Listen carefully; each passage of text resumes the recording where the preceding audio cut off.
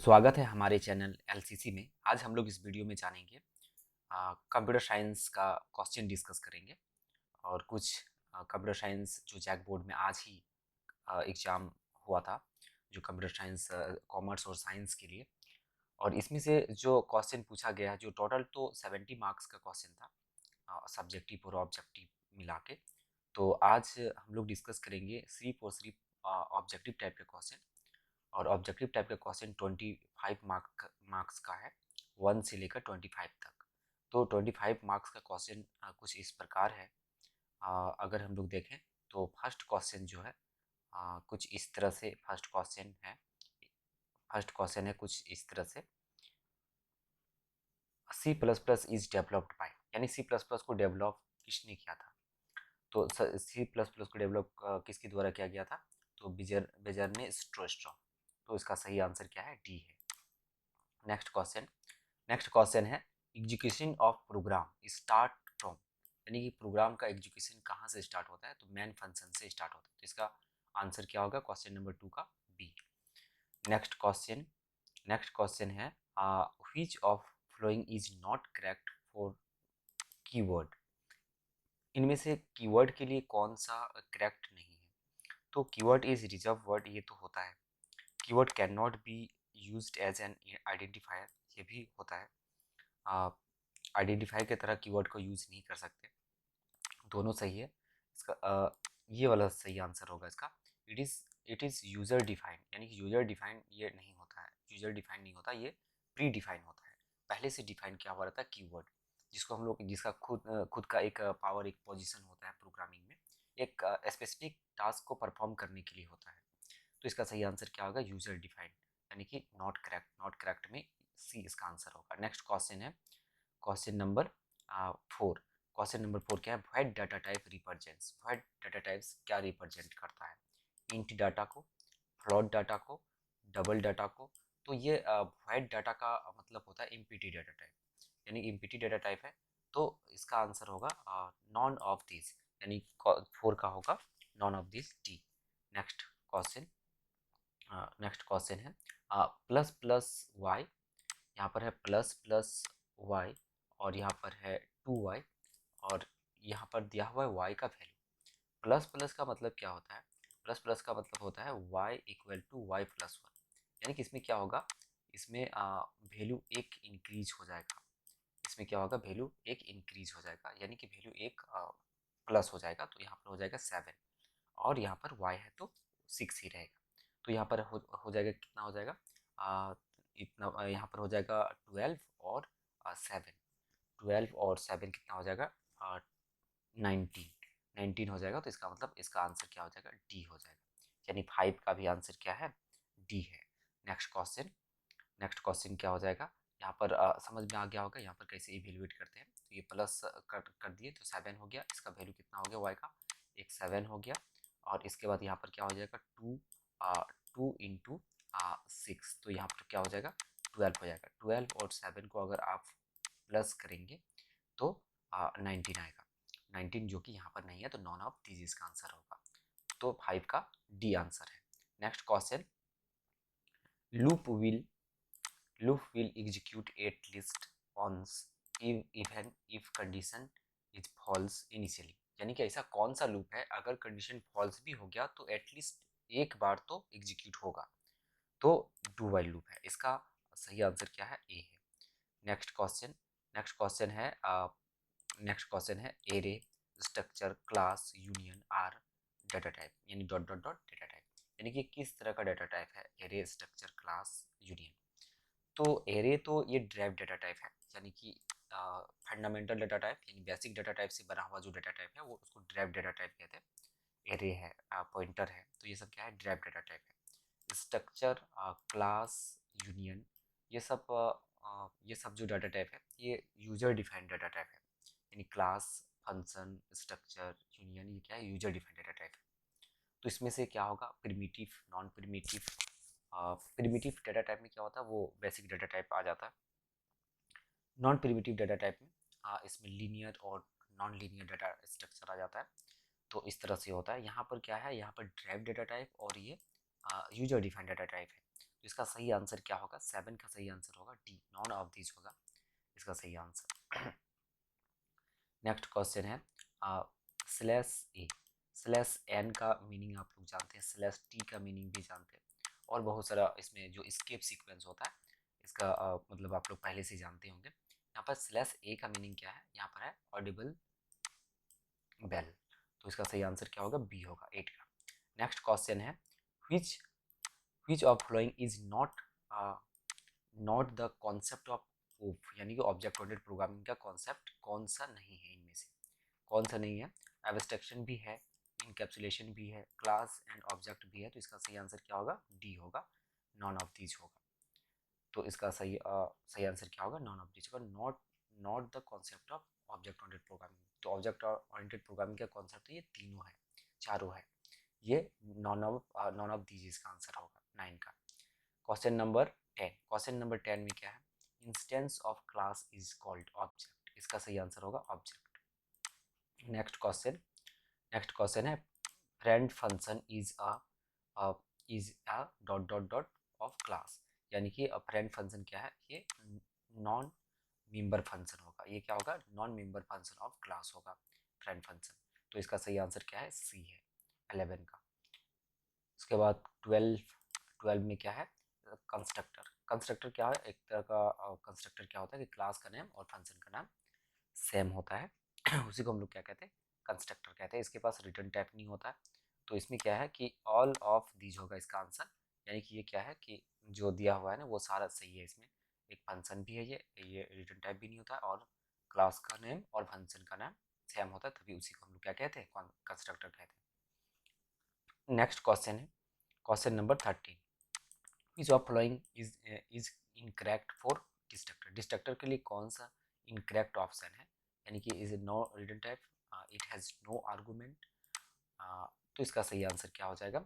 13 का सही आंसर है सी, इसका सी आंसर होगा, इट कैन बी ओवरलोडेड, यानी कि ये ओवरलोडेड तो नहीं हो सकता, इनकरेक्ट बोला है तो ये इनकरेक्ट होगा, ये ओवरलोडेड बिल्कुल नहीं हो सकता। ठीक है, तो उसके बाद नेक्स्ट क्वेश्चन है if a class X inherits from Y, यानी कि वाई क्लास से क्या बन रहा है? हाँ, यहाँ पर वाई क्लास से क्या बन रहा है? वाई से बन रहा है एक्स, वाई से एक्स क्लास बन रहा है। तो if a class X inherits from class Y then Y class is equal, तो वाई क्लास क्या होता है? सबसे ऊपर जो रहता है उसको हम क्या कहते हैं? बेस क्लास कहते हैं। तो 14 का आंसर क्या होगा? ए होगा इसका आंसर। नेक्स्ट क्वेश्चन है private inheritance, a public data member of base class is treated in direct class. मतलब प्राइवेट इनहेरिटेंस है, कोई मान लेते कि ऐसा क्लास है या कोई फंक्शन है, डाटा मेंबर की अगर बात कर रहा तो ये मतलब क्लास या फंक्शन है, क्लास है जो कि क्या है कि पहले तो वो प्राइवेट है, और ये इनहेरिटेंस का बात हो रहा है तो यानी पहला क्लास भी प्राइवेट है, दूसरा क्लास भी प्राइवेट है। तो इसमें क्या होगा कि यहाँ पर लिखा हुआ कि in the private inheritance the public data member of the base class, यानी कि जो बेस क्लास का जो पब्लिक डाटा मेंबर होगा ना is treated in derived class. तो ड्राइव्ड क्लास में कैसा ट्रीट करेगा? तो क्लास ही प्राइवेट है तो वो क्या होगा? वो प्राइवेट होगा, वो क्या होगा? प्राइवेट होगा। तो वहाँ पर डाटा मेंबर यानी कि उसके अंदर जो डाटा मेंबर है वो पब्लिक है, बाकी क्लास तो क्या है? प्राइवेट है, तो ये प्राइवेट होगा। इसका सही आंसर क्या होगा? बी होगा 15 का। नेक्स्ट क्वेश्चन है यहाँ पर variable that holds memory address is pointer. Pointer क्या है? इसका मेमोरी एड्रेस, जो मेमोरी एड्रेस को होल्ड करता है। तो इसका पॉइंटर का डेफिनेशन ऑलरेडी पता होगा आप लोग को। पॉइंटर क्या होता है? ये क्या करता है कि पहले वो मतलब कि क्या करता है? रेफरेंस ऑफ अनदर वेरिएबल को स्टोर करता है। एक स्पेशल टाइप का वेरिएबल होता है जो डायरेक्ट वैल्यू को स्टोर नहीं करता, क्या करता है? ये मेमोरी एड्रेस को स्टोर करता है, यानी कि एड्रेस ऑफ अनदर वेरिएबल को स्टोर करता है। ठीक है, दूसरे वेरिएबल का एड्रेस को स्टोर करता है। तो इसका सही आंसर क्या है? सी है, सी इसका सही आंसर है 16 का। नेक्स्ट क्वेश्चन है 17, question number 17, and which is an indirect operator, या इनडायरेक्शन ऑपरेटर भी बोलते हैं। Which is an the indirect operator among following, यानी कि नीचे जो दिया गया है इनमें से कौन सा इनडायरेक्ट ऑपरेटर है? इनडायरेक्ट ऑपरेटर किसको कहते हैं? तो इसका सही आंसर क्या होगा? इसका सही आंसर होगा बी, यानी कि ये स्टार, स्टार को हम लोग कहते हैं इनडायरेक्ट ऑपरेटर। नेक्स्ट क्वेश्चन है ऐप स्ट्रीम, ये फाइल हैंडलिंग का क्वेश्चन है।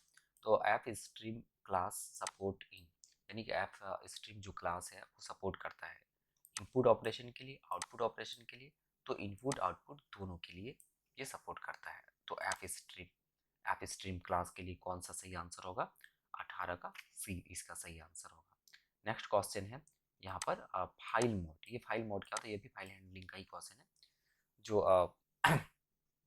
फाइल मोड के लिए, file mode opening mode, closing mode, writing mode, appending mode ये होता है।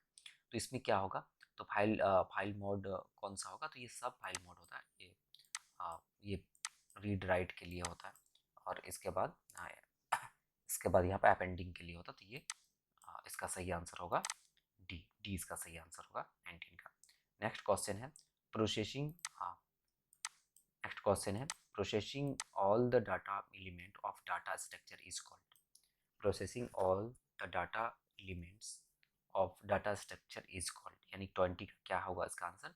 इसका आंसर होगा बी ट्रेवर्सल। ट्रेवर्सल का मतलब क्या होता है? लूप में खास करके इसका उपयोग करते हैं हम लोग कि अगर 10 वैल्यू है, 10 वैल्यू में से उसमें से आइडेंटिफाई करना है कि कौन सा इवन नंबर है या ऑड नंबर है। तो हर एक वैल्यू के पास ट्रेवल करना पड़ेगा, एक वैल्यू से दूसरे वैल्यू, दूसरे वैल्यू से तीसरे वैल्यू में जाना पड़ेगा, ट्रेवर्सल करना पड़ेगा।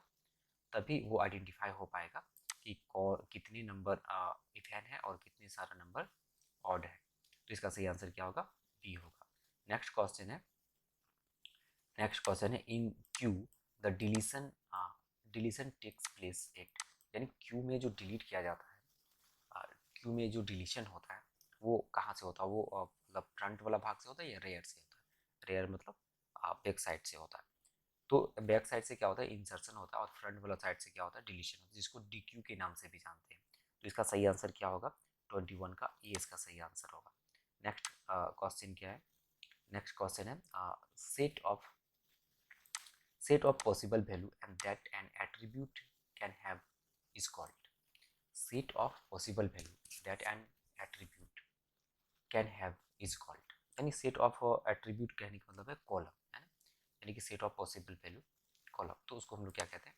डोमेन कहते हैं। उसका सही आंसर क्या होगा? क्या होगा यहाँ पर? डोमेन इसका सही आंसर होगा। Next question, question number 23। Question number 23 क्या है? Table create table command creates, क्या क्रिएट करता है? टेबल को क्रिएट करता है। क्रिएट कमांड क्या करता है?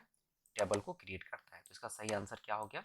इसका सही आंसर हो गया यहाँ पर बी इसका सही आंसर है। इसका बी सही आंसर है। नेक्स्ट क्वेश्चन है मीन टर्म डिजिग्नेशन ऑफ।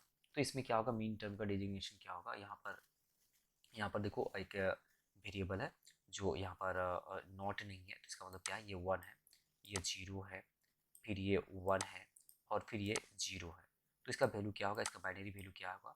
ये आप लोग जानते हैं पहले से। तो इसमें अगर हम लोग 2 की पावर करके करें तो ये क्या होगा? 0 1 2 2 0 1 2 3, यानी कि 2 पर पावर 3 अगर हम लोग करें तो यहाँ पर क्या हो जाएगा? 8 आ जाएगा।